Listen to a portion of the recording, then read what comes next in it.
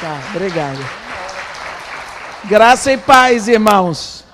Em vez de trazer chocolate para o pastor, no dia da cantata, é domingo, né? Traz um babadouro grande. Meus irmãos, graça e paz, como é a primeira vez que eu estou aqui este ano, eu quero desejar um feliz ano novo para vocês. Né? E eu gostaria de convidar a igreja para abrir a Bíblia no capítulo 12 do livro de Êxodo. Êxodo, capítulo 12. Num dia de hoje, nós temos que lembrar essa festa maravilhosa e saber o momento do calendário de Deus que nós estamos vivendo. Porque Deus tem o seu próprio calendário, não é? Então, eu vou começar a ler, nós vamos ver 14 versículos. Êxodo capítulo 12. Disse o Senhor a Moisés e a Arão na terra do Egito: este mês vos será o principal dos meses, será o primeiro mês do ano. Olhe bem, o primeiro mês do ano Deus está determinando aqui agora, e nós vamos ver por quê. Falai a toda a congregação de Israel, dizendo: aos 10 deste mês, cada um tomará para si um cordeiro, segundo a casa dos pais, um cordeiro para cada família. Mas se a família for pequena para um cordeiro, então convidará ele o seu vizinho mais próximo, conforme o número das almas, conforme que cada um puder comer. Por aí calculareis quantos bastem para o cordeiro. O cordeiro será sem defeito, macho de 1 ano. Podereis tomar um cordeiro ou um cabrito e o guardareis até o 14º dia deste mês, e todo o ajuntamento da congregação de Israel o imolará no crepúsculo da tarde. Tomarão do sangue e o porão em ambas as ombreiras e na verga da porta nas casas em que o comerem. Naquela noite comerão a carne assada ao fogo, com pães asmos e ervas amargas o comerão. Não comereis do animal nada cru, nem cozido em água, porém assado ao fogo. A cabeça, as pernas e a fressura, nada deixareis dele até pela manhã. O que, porém, ficar até pela manhã queimá-lo-eis. Desta maneira o comereis: lombos cingidos, sandálias nos pés e cajado na mão. Comê-lo-eis à pressa, é a Páscoa do Senhor. Porque naquela noite passarei pela terra do Egito, e ferirei na terra do Egito todos os primogênitos, desde os homens até os animais. Executarei juízo sobre todos os deuses do Egito. Eu sou o Senhor. O sangue vos será por sinal nas casas em que estiverdes. Quando eu vir o sangue, passarei por vós, e não haverá entre vós praga destruidora, quando eu ferir a terra do Egito. Este dia vos será por memorial, e o celebrareis como solenidade ao Senhor. Nas vossas gerações o celebrareis por estatuto perpétuo. Amém. Nós vemos que quando Deus vai dar a ordenança da Páscoa para Moisés e Arão, tudo começa novo. É o primeiro dia do primeiro mês do ano. Então, nós estamos vendo que começa um tempo diferente. Quando é que foi o primeiro dia, o primeiro mês do ano para você? O primeiro mês do ano para você é o ano que você nasceu. Existiram muitos meses atrás, mas o primeiro mês do ano para você é o dia que você nasceu. Tanto que quando dali a 12 meses você completa um ano.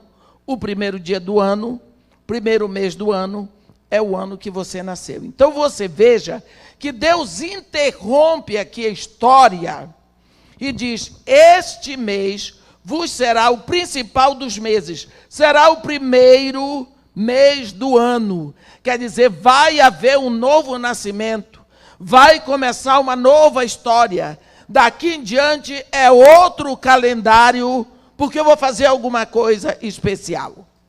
Deus então vai cumprir o que anunciou para Abraão. Quando Deus fez uma aliança com Abraão, em Gênesis, ele disse para Abraão: olha, Abraão, com certeza, né? Com certeza, a tua descendência será peregrina em terra alheia, e será reduzida à escravidão, e será afligida por 400 anos. Mas também eu julgarei a gente a quem tem de sujeitar-se, e depois sairão com grandes riquezas. Então Deus aqui estava dizendo para Abraão, e Deus ainda diz para ele: olha, tu irás para os teus pais em paz, serás sepultado em ditosa velhice, tu não vais ver nada disso acontecer. Mas durante 400 anos a tua descendência toda estará sendo afligida em escravidão. Não disse qual era a terra, mas nós sabemos que é o Egito. E Deus disse para Abraão: eles vão ficar lá 400 anos, porque ainda não se encheu a medida da iniquidade dos amorreus. Bem, quando chega a hora deles saírem, Deus então vai dar um marco, um começo, um nascimento, o brotar de uma época nova na vida de Israel. Como vai acontecer isso? Deus vai dizer para eles: vocês, está na hora de eu tirar, de eu cumprir a promessa que eu fiz a Abraão, vocês vão sair do Egito. Como vocês vão fazer isso? Vocês vão tomar um cordeiro, macho de 1 ano, sem defeito. Vocês vão guardar em casa por 14 dias, como se para ele indo sendo purificado da comida que comeu. E quando se completam as 2 semanas, todos, no crepúsculo da tarde, hão de sacrificar o cordeiro. Mas cada família teria o seu cordeiro. O cordeiro seria comido em casa. Se a família fosse tão pequena para comer o cordeiro, chamaria outra família, de sorte que tivesse cordeiro para todos comerem.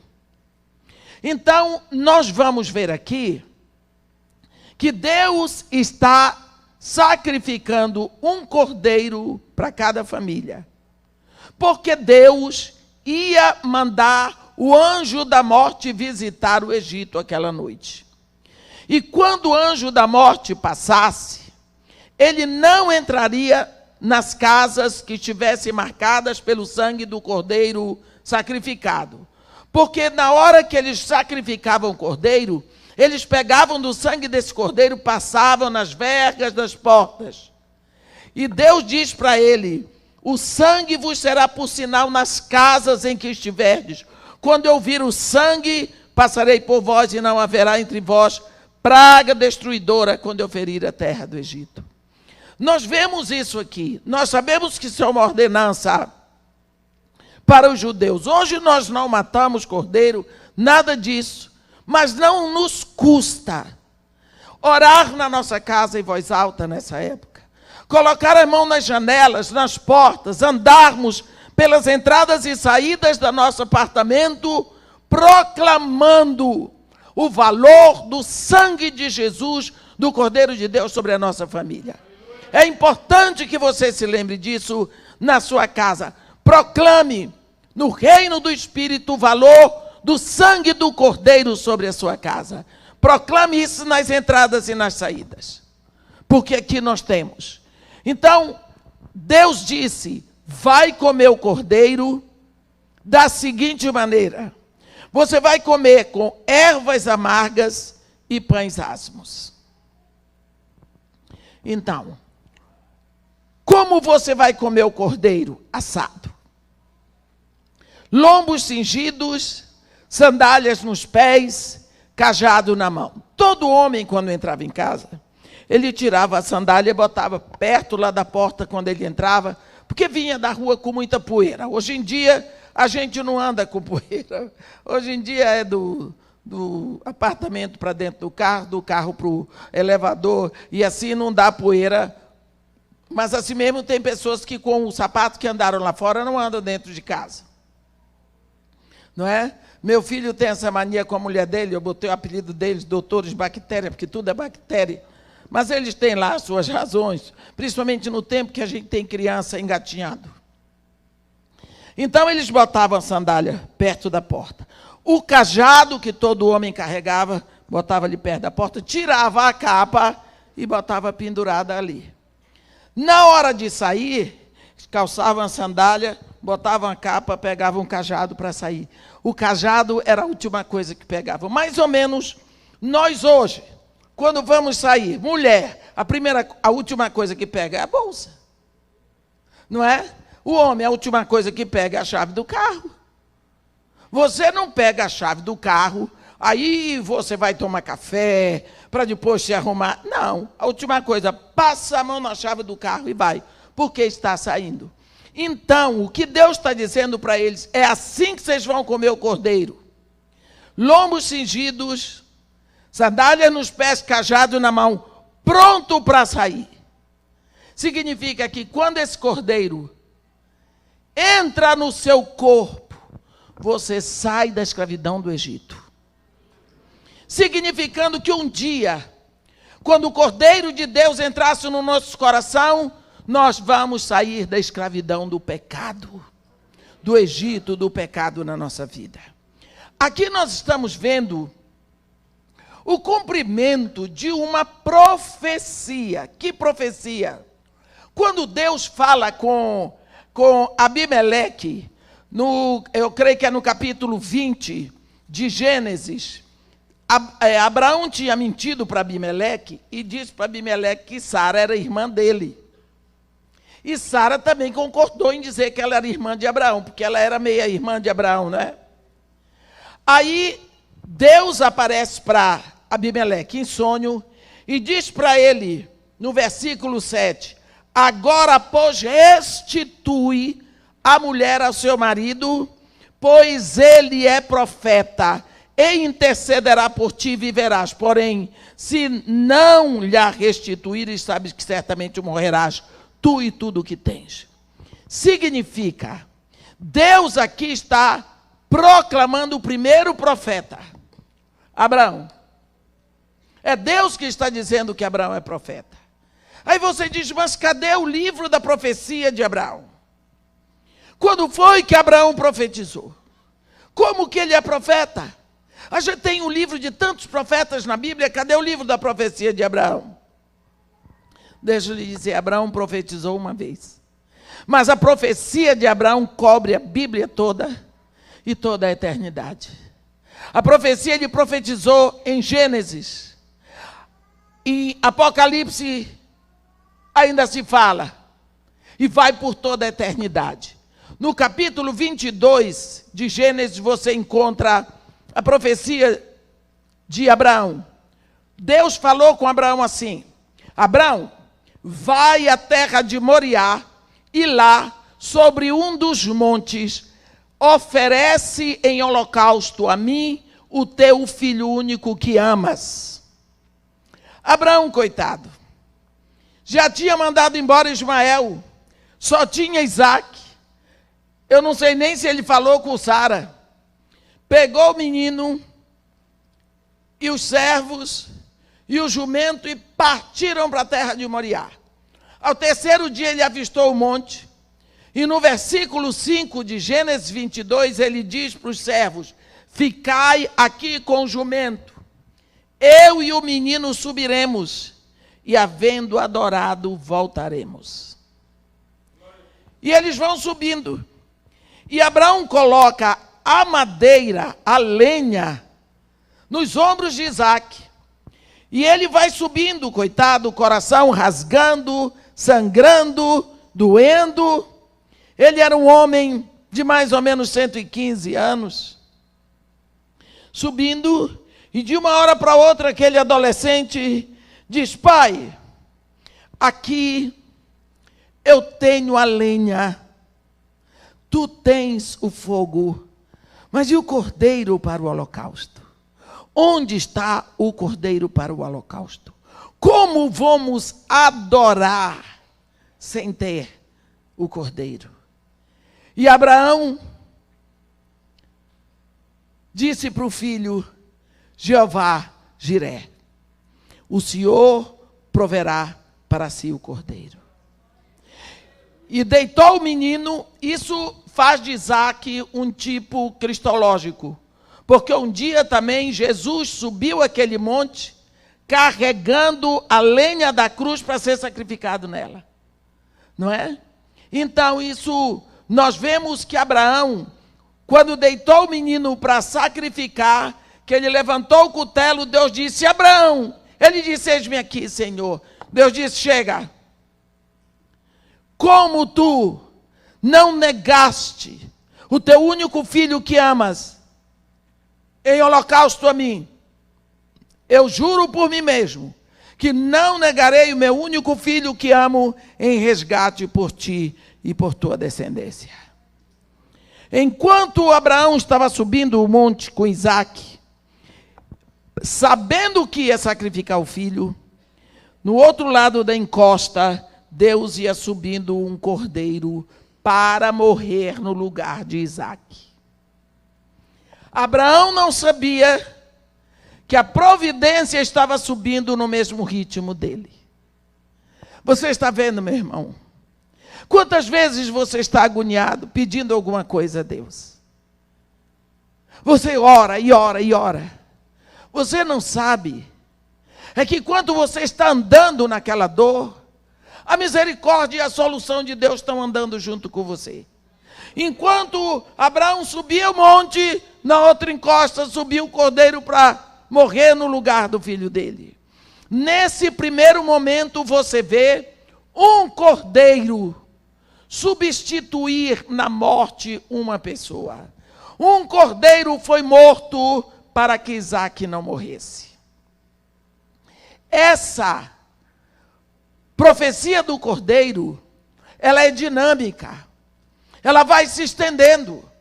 Você vê que quando chega aqui na Páscoa, vai morrer um cordeiro para cada família.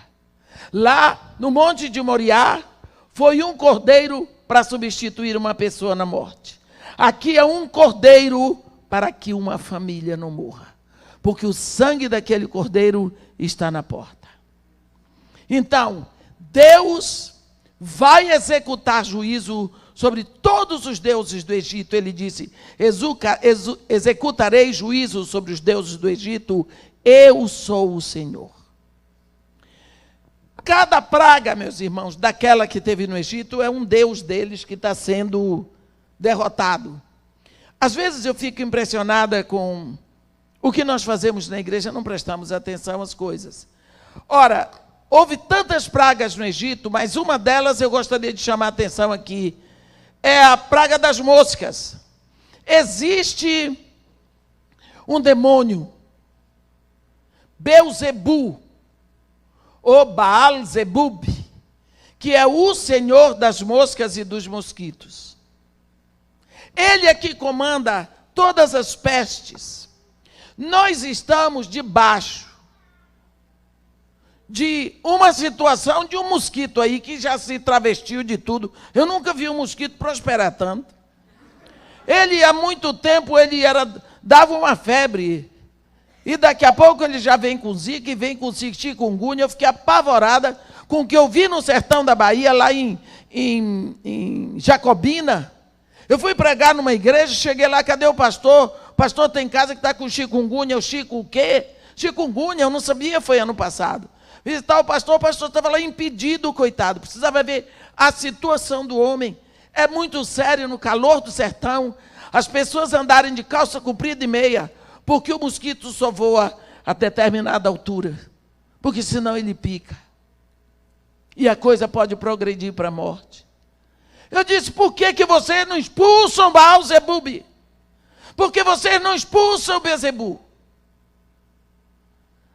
O Rio de Janeiro, que tem um problema grande com dengue, nunca uma criança minha ficou sem estudar porque estava com dengue. Porque eu oro e expulso Beelzebu todos os dias. Não tem. Procura no Morro Dona Marta se tem zika. E é o lugar mais propício para Aedes aegypti. Porque tem 3 fontes que descem lá do Cristo Redentor. E quando a água cai, se espalha e fica por lá. E fica por lá. Precisa orar e expulsar e manda embora. Beelzebu. Olha aqui. Deus diz: executarei juízo sobre os deuses do Egito. A gente precisa procurar. A Bíblia está cheia de... A Bíblia ensina tudo. Ensina até a fazer manteiga. Lá em Provérbios diz: o bater do leite produz manteiga. Pronto. Bate, bate, bate, que vai dar manteiga. Nós vemos aqui que Abraão profetizou o cordeiro. É progressivo. Primeiro, um cordeiro por um homem, Isaque. Na Páscoa é um cordeiro por uma família. Na festa da expiação é um cordeiro por uma nação, porque Deus tem um cordeiro para toda a humanidade. Agora você vai ver aqui a saída do Egito. Deus diz para eles: vocês comam em pé e saiam. Agora tem uma coisa: esse dia vos será por memorial, e vós o celebrareis com solenidade ao Senhor pelas vossas gerações, porque neste dia eu tirei as vossas hostes do Egito. Então aqui estava estabelecida a Páscoa. A Páscoa não é uma festa cristã, meus irmãos. A Páscoa é uma festa absolutamente judaica. Não tem nada a ver com o cristianismo. Pelo contrário, Jesus revelou a Páscoa e a transformou em ceia. E nós vamos ver hoje. Ah, mas irmã, é pecado dizer Páscoa? Não. Por que é pecado? Não ofende, não é palavrão. Mas é uma festa judia. Então, criou-se entre os judeus o hábito de criar cordeiros sem defeito para a solenidade da Páscoa. Então, um cordeiro para ser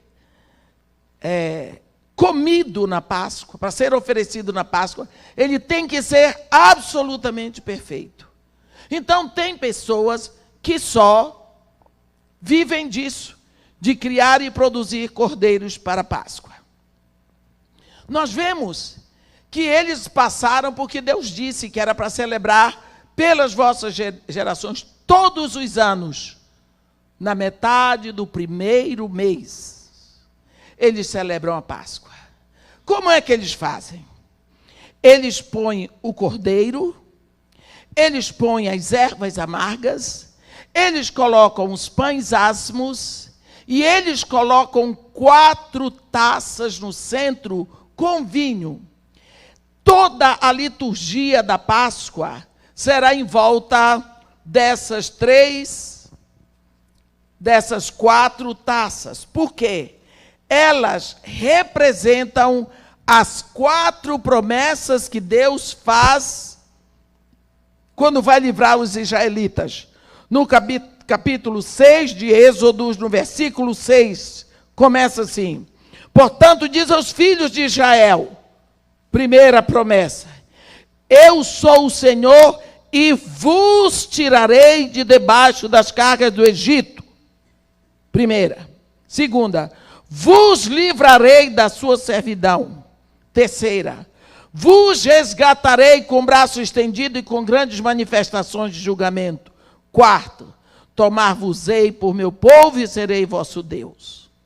Pronto. Essas são as 4 promessas, elas estão representadas nessas 4 taças que estão em cima da mesa. Como nós vimos, Deus estabelece a Páscoa como uma festa familiar. Não é uma festa, uma celebração que se faz na sinagoga, no templo, na praça, não, é na família. É dentro de casa que se celebra a Páscoa. Eu acho isso lindo. Porque o pai de família, ele pode ter sido o mais irresponsável o ano todo. Mas nesse dia ele tem que se levantar e pregar para a família. Ah, vai ter que fazer. É Páscoa. Ele vai ter que se levantar. está lá a mesa com cordeiro, ervas amargas, pães asmos e as 4 taças. Todo mundo em volta da mesa. Quando chega a primeira, quando chega na hora, o pai de família se levanta. Ah, mas se tiver morrido, tem avô, tem tio, tem um homem ali. Se levanta. Silêncio. E ele vai fazer uma oração. E quando acaba de fazer a oração, ele toma a primeira taça na mão, que se chama Kiddush. É a taça da santificação. Ele diz, por que é que eles são um povo separado? Porque Deus os escolheu entre todos os povos. Então, ele passa essa taça por todos, cada um vai beber um pouquinho até que volta para ele, ele bota o que sobrou e bota lá a taça vazia. Agora eles vão comer as ervas amargas.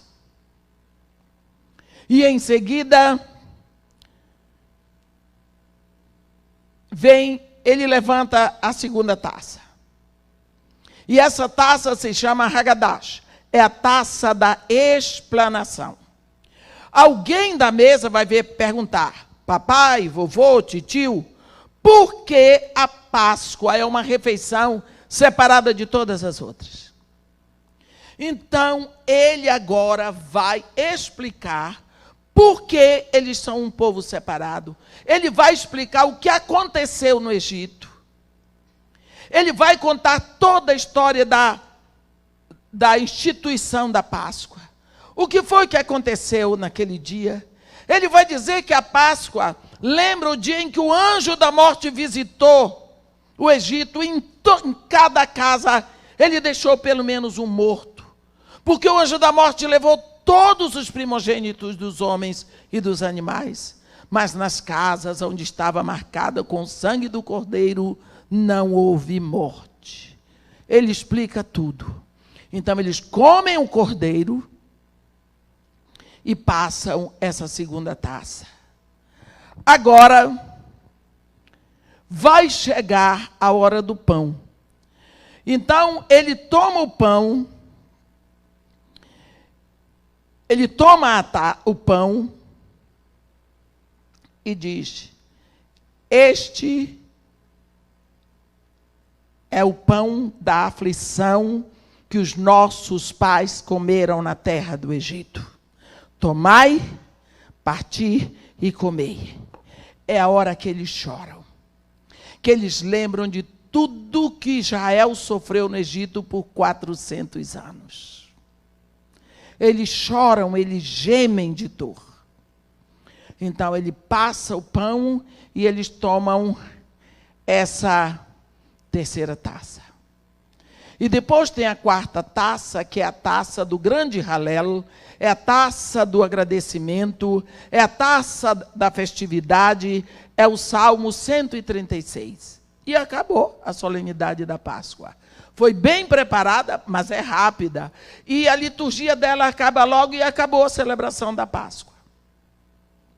Todo israelita, todo judeu celebra a Páscoa, desde pequenininho, nasce e já nasce celebrando a Páscoa todos os anos. Então eles crescem com essa mentalidade. Todos sabem o que é a Páscoa e como deve ser celebrada. Quando nós olhamos agora para Jesus Cristo, judeu, cansado de celebrar a Páscoa, chega o início do ministério de Jesus, Jesus com seus 12 discípulos. Se a Páscoa é uma festa familiar, aonde é que Jesus Cristo tomou a Páscoa? O que foi que aconteceu na Páscoa com Jesus? No primeiro ano, na primeira Páscoa dele com seus discípulos. No capítulo 2 do Evangelho de João, diz alguma coisa que marca este primeiro ano de ministério, onde Jesus comeu a Páscoa. Olha o que aconteceu. No capítulo 2 de João, no versículo 13, está escrito assim: estando próxima a Páscoa dos judeus, subiu Jesus para Jerusalém. Você está vendo que a Páscoa é dos judeus? E o que foi que aconteceu nessa Páscoa? Jesus Cristo expulsou os vendilhões do templo. Por quê? Porque estavam impedindo a adoração. Você sabe que os judeus tinham esse problema da diáspora. Então havia judeu em Chipre, havia judeu na Macedônia, havia judeu na Caldeia, havia judeu em Atenas, havia judeu espalhado pelo mundo. Mas eles tinham que vir para a Páscoa. Então eles passavam um ano guardando dinheiro para pagar a passagem de ida e de volta, para comer quando eles estivessem lá, para ofertar no templo, para comprar o cordeiro. Então, o que acontecia? Esse povo viajava muito e trazia seu dinheirinho contado do ano todo. Aí, quando chegava lá, aqueles corruptos já tinham posto as suas mesas no templo. E aí, um cordeiro que custaria, por exemplo, 50 denários, para esse povo que vinha de longe, eles dobravam o preço, é 100. E o dinar, que digamos que custava um dinar, uma dracma, eles diziam não, para comprar o dinar precisa 3 dracmas. Então eles roubavam o povo. E sabe o que acontecia? O povo vinha para adorar, não podia ofertar no templo, não podia comprar o cordeiro e tinha que voltar depressa para casa. Jesus Cristo disse não. Foi por isso que ele se revoltou e ele jogou fora as mesas e ele fez aquele escarcéu. Ele disse: a casa do meu pai não é mercado para se vender coisa. Então, nessa primeira Páscoa, a primeira Páscoa de Jesus, você não vê Jesus organizando onde vai comer a Páscoa. Pelo contrário, ele vai ao templo e é quando ele expulsa os vendilhões do templo. Vem o segundo ano de ministério de Jesus. E nesse segundo ano, nós vamos ver no capítulo 6 de João, que no versículo 2 está escrito: seguia-o numerosa multidão, porque tinham visto os sinais que ele fazia na cura de enfermos. Então subiu Jesus ao monte e assentou-se ali com seus discípulos. Ora, a Páscoa, festa dos judeus, estava próxima. Então aqui, segunda Páscoa, segundo ano. O que é que marca essa Páscoa? Jesus multiplica pão e peixe para 5.000 homens, sem contar mulheres e crianças. Então, a primeira Páscoa de Jesus no ministério, expulsa os vendilhões do templo, em Jerusalém. Segunda, sobe ao monte, se compadece da multidão e multiplica pão e peixe para uma multidão de homens. Mas tem o terceiro ano de ministério. E no terceiro ano de ministério de Jesus, a Páscoa ele vai dar especial atenção. Ele vai dar especial atenção. Por quê? Porque é o último ano dele como judeu aqui na terra. Então, quando você vê no capítulo 22, no versículo 7 diz assim: chegou o dia da festa dos pães asmos, em que importava comemorar a Páscoa. Pronto, terceiro ano, terceira Páscoa. Jesus Cristo chama Pedro e João e diz para eles: vocês vão à cidade. E quando vocês chegarem lá, vocês vão encontrar um homem carregando um cântaro. Sigam esse homem. E na casa onde este homem entrar, vocês entrem e digam assim para o dono da casa: o mestre manda perguntar-te onde eu aposento no qual hei de comer a Páscoa com meus discípulos. Ele mostrará a vocês um espaçoso cenáculo mobiliado. Ali fazei os preparativos. Eles foram e encontraram tudo como Jesus tinha dito. É interessante que naquela época um homem não carregaria um cântaro. Então isso foi um sinal tremendo para os discípulos. Um homem carregando um cântaro. Eles foram. Lógico que eles sabiam preparar a Páscoa. João e Pedro eram adultos. A vida toda viram preparar a Páscoa, os 2 homens prepararam. Quando chegou na hora, Jesus Cristo se levantou. Eram 13 judeus. Não havia um cristão ali. E Jesus Cristo se levantou e contemplou aqueles homens e fez o seguinte discurso. Tenho desejado ansiosamente comer convosco esta Páscoa antes do meu sofrimento. Pois vos digo que nunca mais comerei até que ela se cubra no reino de Deus. E ele então toma o primeiro cálice, Quidush, deu graças e disse, recebei e reparti entre vós. Pois vos digo que de agora em diante não mais beberei do fruto da videira, até que venha o reino de Deus. E ele passou o cálice por todos. Seguramente, estava tudo certo com a Páscoa. Eles cresceram vendo aquilo. Aí eles comem as ervas amargas. Jesus Cristo dirigindo a liturgia da Páscoa. Comem tudo. Quando chega na hora do pão, todo mundo esperando o pão. E eles esperavam que Jesus Cristo tomasse o pão, como eles viram mais de 30 vezes a vida toda. Tomai e comei, porque este é o pão da agonia, do suplício que os nossos pais comeram na terra do Egito. Em vez disso, Jesus Cristo diz, tomai, comei, isto é o meu corpo. Pense aí, qual foi o susto daqueles homens. Isto é o meu corpo oferecido por vós. Fazei isto em memória de mim. O que vocês acham que aconteceu com aqueles homens? O susto. Eles tomaram um susto. Talvez pensaram, mas não é assim? É o pão da aflição? Mas o que foi que aconteceu? O mestre não está doido? O que é a história de meu corpo? O que Jesus queria dizer? Todas as vezes que vocês comeram esse pão na Páscoa, vocês se lembraram da dor lá do Egito. Da agora em diante, eu quero que vocês lembrem de mim. Não é mais o cordeiro lá da Páscoa. O cordeiro animal sou eu. Eu sou o cordeiro. Este pão é o meu corpo. Comam! Ele é o meu corpo. Isso significa um brado de uma união tremenda que Jesus Cristo espera de nós.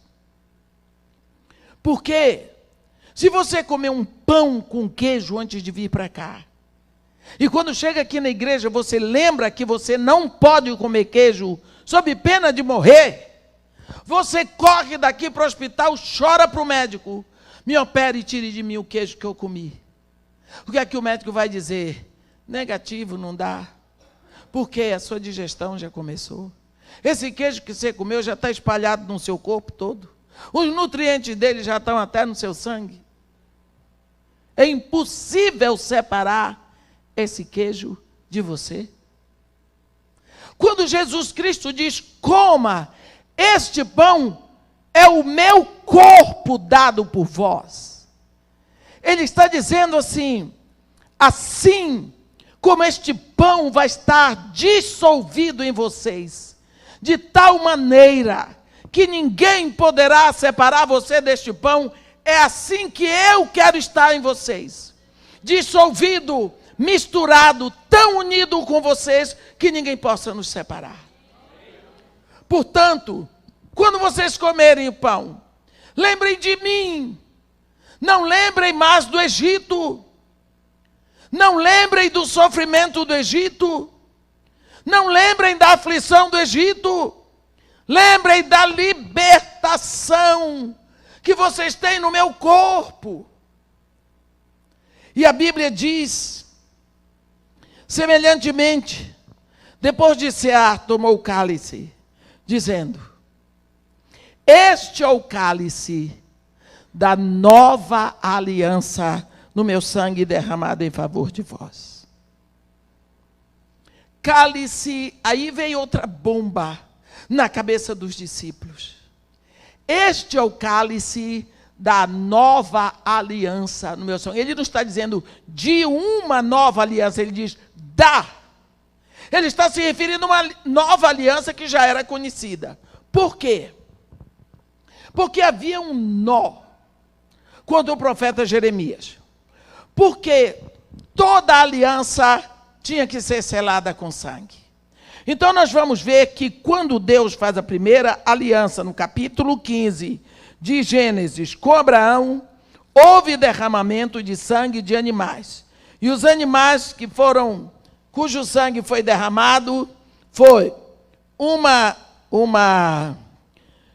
um cordeiro, uma cabra e um novilho. Está escrito no versículo 9 do capítulo 15 de Gênesis.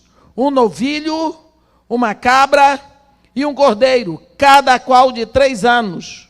Depois uma rola e um pombinho que não foram sacrificados. Então, houve derramamento de sangue para selar a aliança de Deus com Abraão. Quando você lê esse capítulo 15, você vê isso aí acontecer. Mais tarde, em Êxodo, no capítulo 24, você vê que Deus vai fazer uma aliança com o povo de Israel.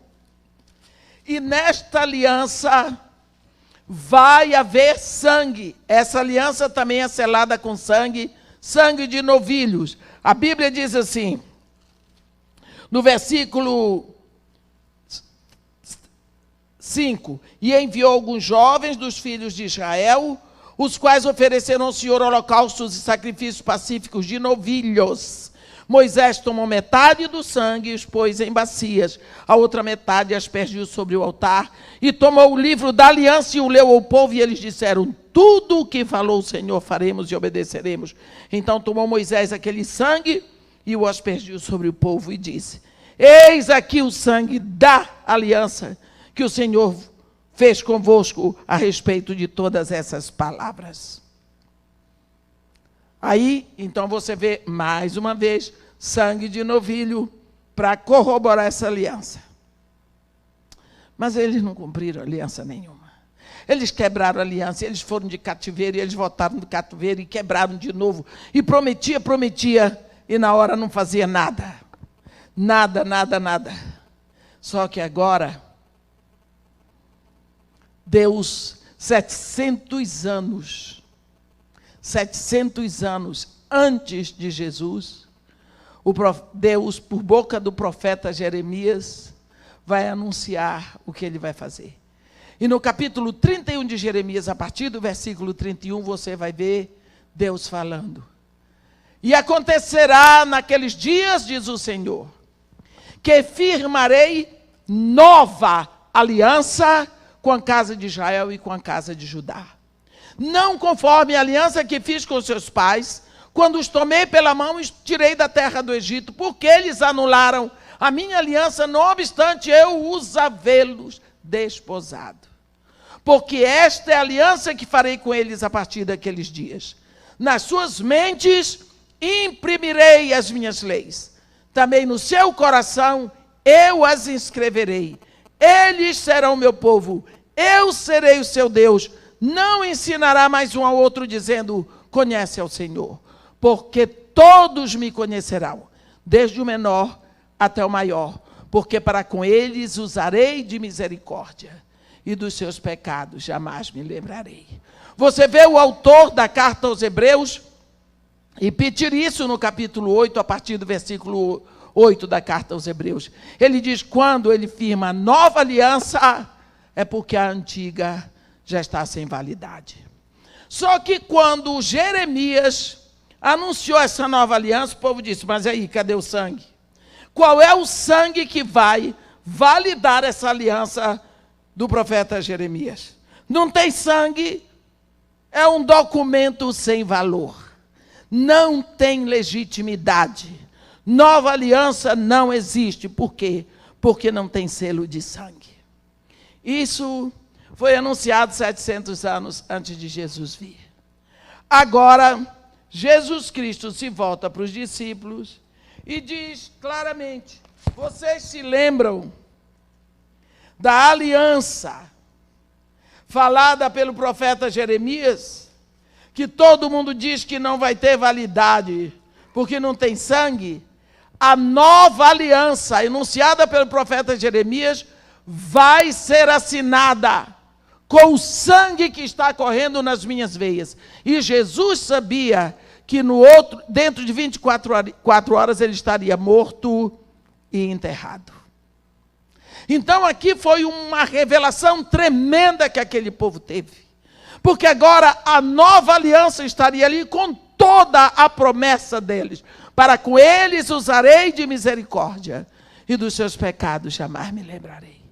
Então aquilo foi uma bomba, foi uma explosão para todos aqueles discípulos. Nós precisamos saber que Jesus Cristo estava ali fazendo uma revolução, transformando a Páscoa em ceia. Porque aquele cordeiro que cada um sacrificava na sua casa, ele apontava só para um cordeiro perfeito que viria, é Jesus. Você vê que Jesus Cristo veio cumprindo tudo da lei. Todas as vezes que ia até a Páscoa, no primeiro dia da semana da Páscoa, no domingo, as pessoas que criavam cordeiros perfeitos, essas pessoas traziam esses cordeiros que eram introduzidos na cidade de Jerusalém pela porta das ovelhas. Lá no livro de Neemias você vê a porta das ovelhas, que é a única porta que foi restaurada pelos sacerdotes. Eles traziam esses cordeiros e ficavam num lugar. Aí vinha um cordeiro, passava no primeiro examinador, se dissesse tem defeito, já era tirado. Não tem defeito. Ia para o segundo examinador, não tem defeito, para o terceiro não tem defeito, então pode ir lá, que esse cordeiro pode ser usado para o sacrifício da Páscoa. E assim, os cordeiros, para serem sacrificados na Páscoa, tinham que ser examinados 3 vezes. Enquanto os criadores de cordeiros sem defeitos estavam introduzindo os cordeiros dele na cidade de Jerusalém, também Deus estava introduzindo o seu cordeiro. Jesus Cristo naquele dia estava entrando na cidade de Jerusalém. Era o domingo que todo mundo chama domingo de Ramos, é o primeiro dia da semana da Páscoa. Ele entrou montado num burrinho, num jumento. E os filhos dos hebreus pegavam ramos de oliveira e gritavam e diziam: Hosana nas alturas, bendito o que vem em nome do Senhor. Era o Cordeiro de Deus sendo introduzido na cidade de Jerusalém para ser examinado, para ver se ele estava pronto para o sacrifício da Páscoa. E quando chega na hora do exame, vocês vão ver isso em João muito claro. Ele passa por 3 exames. No capítulo 18 de João, você vai ver o primeiro exame. No versículo 38 do capítulo 18 de João, perguntou-lhes Pilatos: que é a verdade? Tendo dito isto, voltou aos judeus e lhes disse: eu não acho nele crime algum. Ele anunciou para os judeus: ele não tem nenhum defeito. Passou no primeiro exame. Vai para o segundo, no capítulo 19 de João.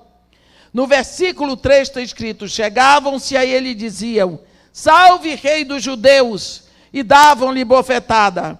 Outra vez saiu Pilatos e lhes disse: eis que eu vou-lo apresento, para que saibais que eu não acho nele crime algum.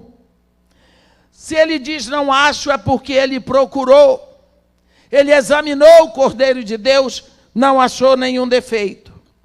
Terceira vez, no versículo 6, ao verem-no Os principais sacerdotes e os guardas gritavam: crucifica-o, crucifica-o.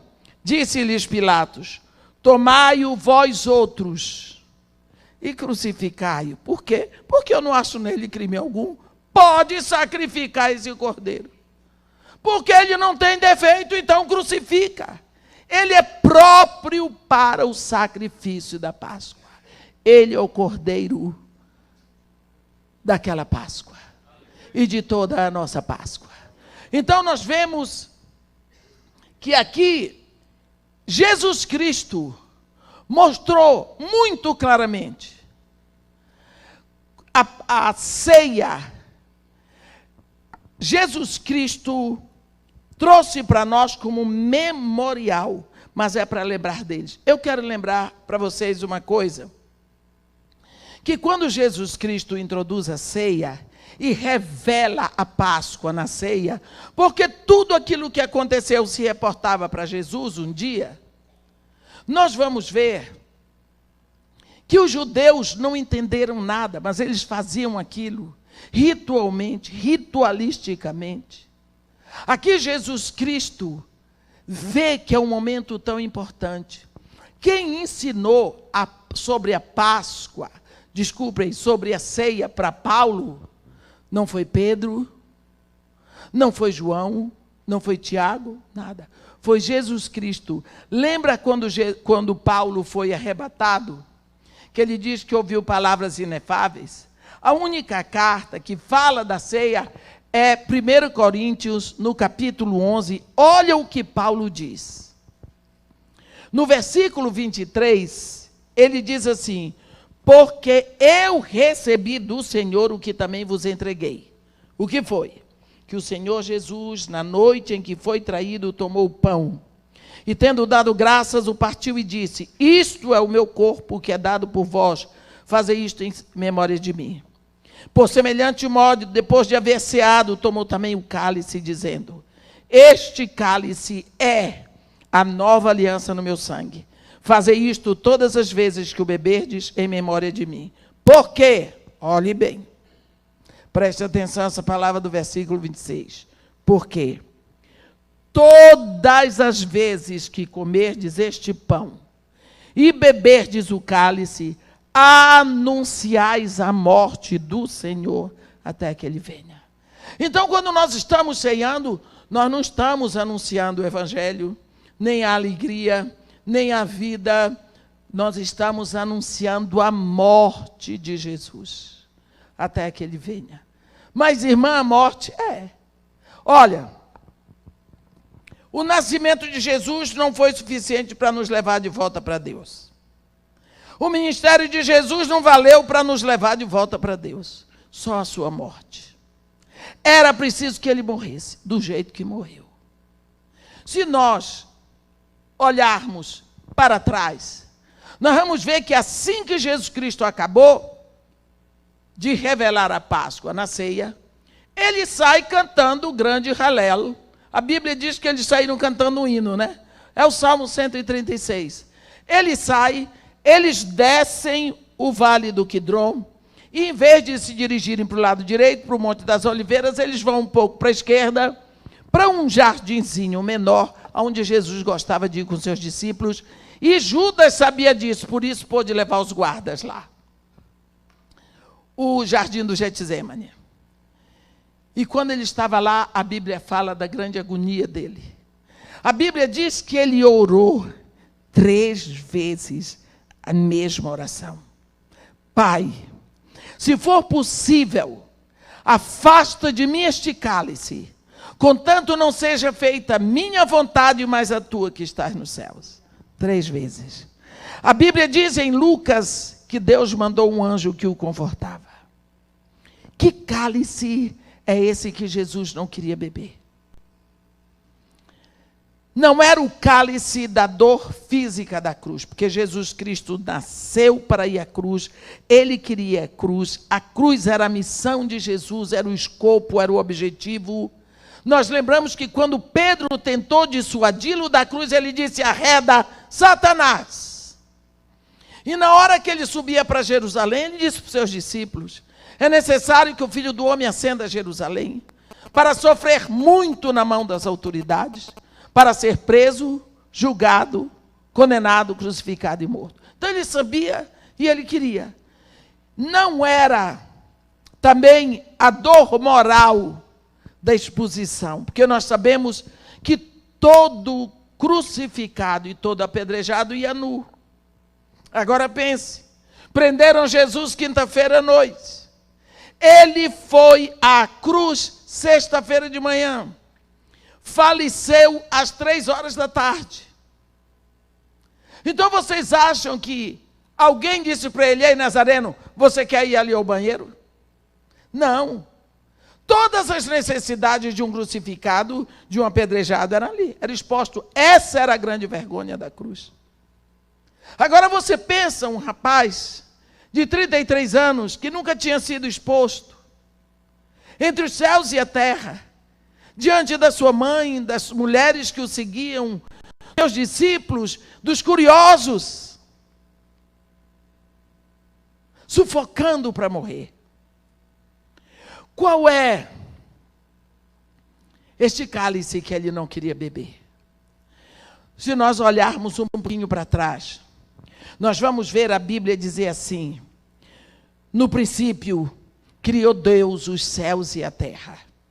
A terra, porém, era sem forma e vazia, havia trevas sobre a superfície do abismo, e o Espírito de Deus pairava sobre a superfície das águas. E Deus disse: haja luz.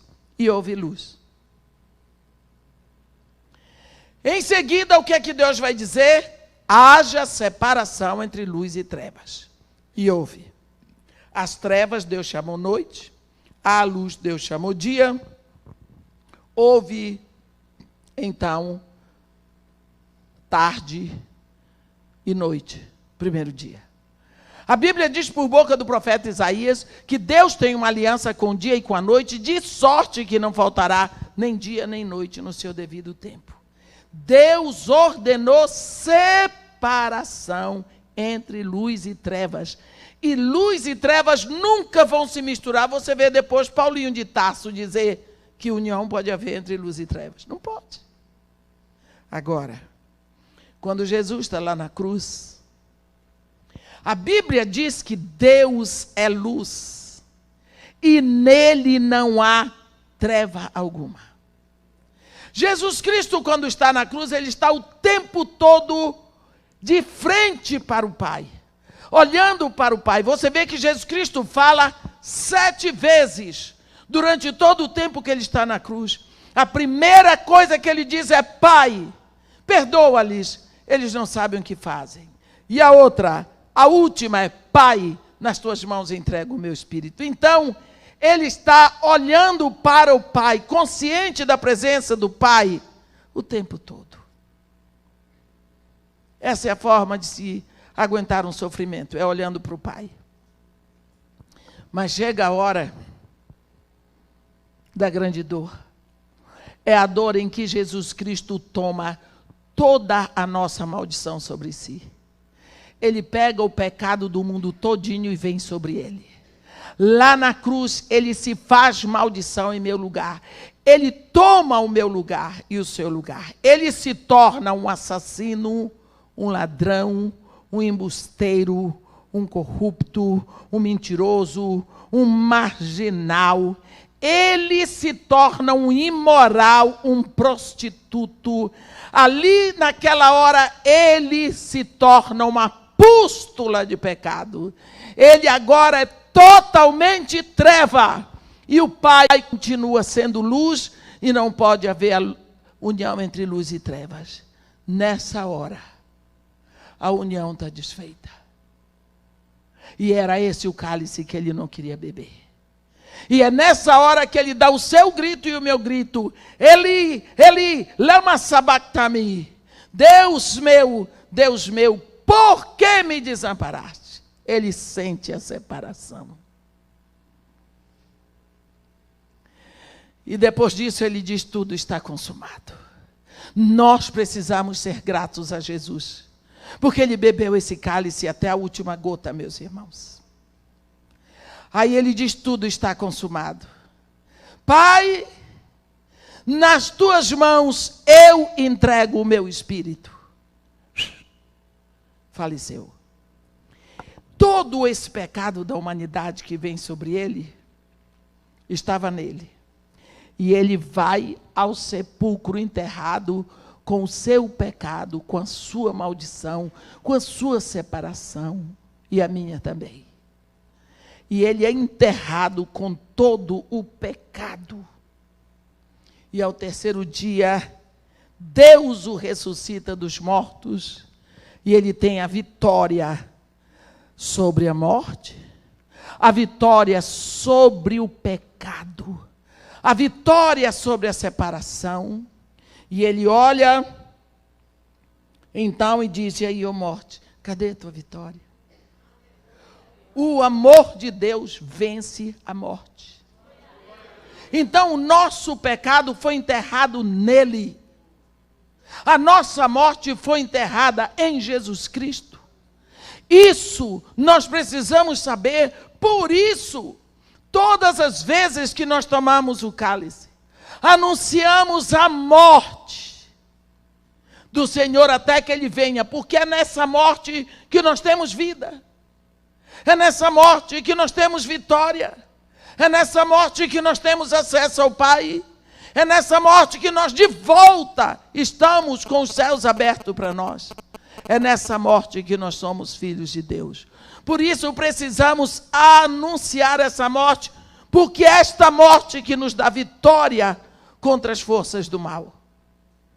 Nós precisamos saber que o trabalho de Jesus Cristo foi tão intenso ali na cruz, que quando nós aceitamos Jesus, nós aceitamos essa substituição. É o Cordeiro de Deus ali entregue por todos. Primeiro foi um cordeiro pela vida de Isaac. Depois um cordeiro por uma família. Depois um cordeiro por uma nação. Mas Deus tem um cordeiro. Eu juro por mim mesmo, Abraão, que como tu não me negaste o teu filho único que amas em holocausto a mim, juro por mim mesmo que não negarei o meu único filho que amo em resgate por ti e pela tua descendência. Aí vem esse cordeiro que Deus manda para resgatar a todos. Uma vez a morte, uma vez a vitória. Nós temos vitória em Cristo. Quando nós aceitamos e nos rendemos a Jesus Cristo, nós nos rendemos por causa de um trabalho que Ele já fez lá na cruz. É simplesmente reconhecer que Ele já fez esse trabalho. A Bíblia diz em Apocalipse 1, que Jesus Cristo nos amou. E com seu sangue Ele nos libertou dos nossos pecados. Algumas traduções, como King James diz, e com seu sangue Ele nos lavou dos nossos pecados. E nos constituiu reino, sacerdotes para o seu Deus e Pai. Este verbo está escrito aqui em Apocalipse 1, a partir do versículo 4.